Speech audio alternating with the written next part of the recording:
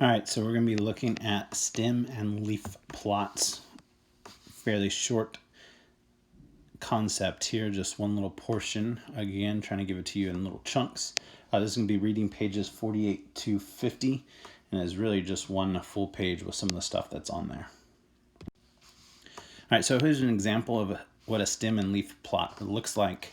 You have the stem and then the leaves off to the side. And the leaves off to the side are your second digits of all those things. And then you can see the key down here of how to read it. All right, so stem plots or stem and leaf plots is another graphical way to display small sets of data. You don't want to do huge because you're going to list all these out. It actually gives us a pretty accurate picture of some of the things that are going on as opposed to a dot plot or a histogram, which we'll talk about later.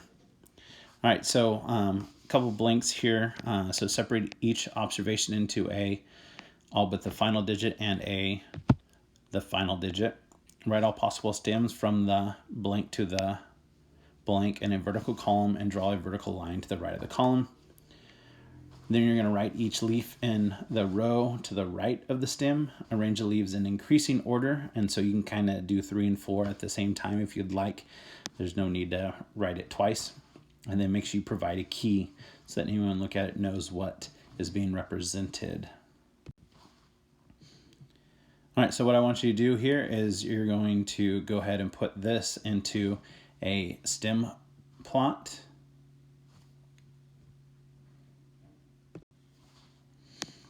So here's what that stem plot then looks like. You can see that 6, we use 0 as the starter for it, because that's the first digit, and so this 6, 7, and 8.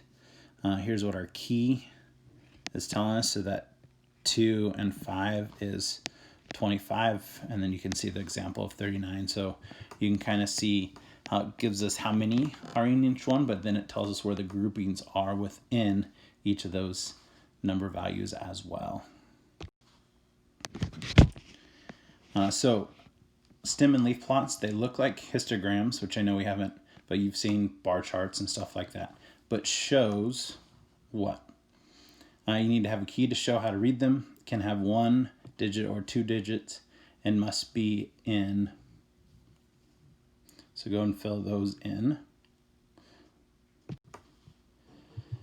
So you can see, looks like histograms, but it has individual values and must be in numerical order. So hopefully you got those for your answers there. All right, so here's an example going step by step of how you would do this. So there's the list of our data.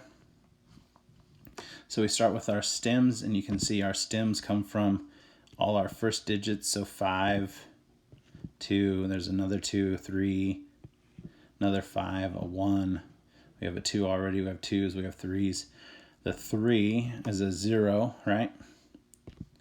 We have a 1 here.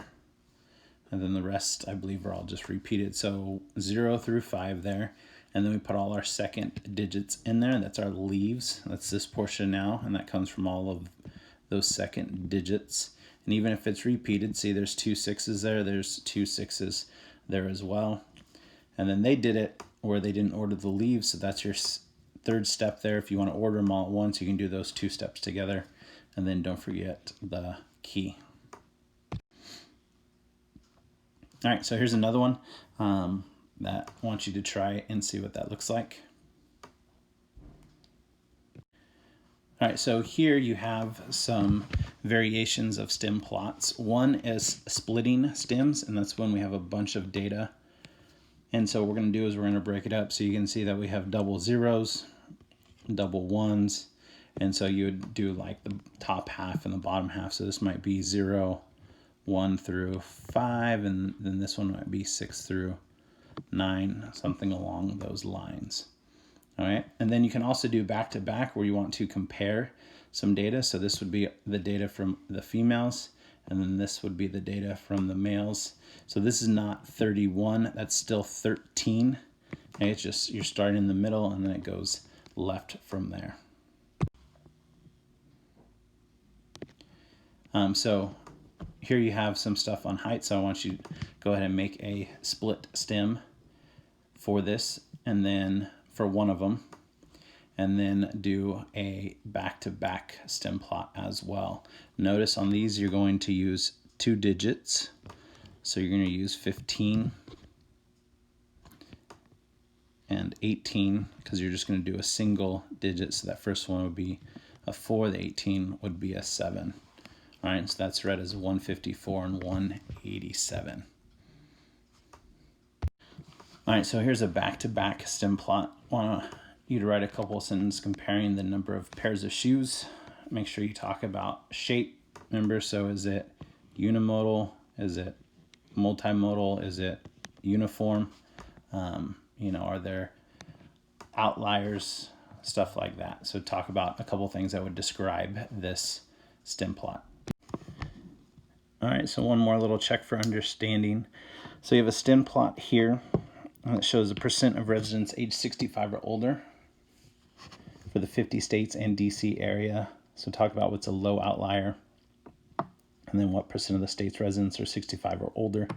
So quick little reference. So this is where the key comes in handy and why I like this problem. If I look at this initially and don't think about it, it's like, oh, I heard percent. So, all right, well, there's 68%. There is no 70%. There's 88%, 97%, 100%. How do I have 110 and 11%? 111% of the residents are over 65. How do you even have over 100% of residents? So that's why the key is important for you. So 8/8, this one that I had originally said was 88%, is not 88%. That is 8.8%. So my 111% is not that. That is 11.1%. And that is why the key is important. Also, who's a little nervous about getting rickrolled again?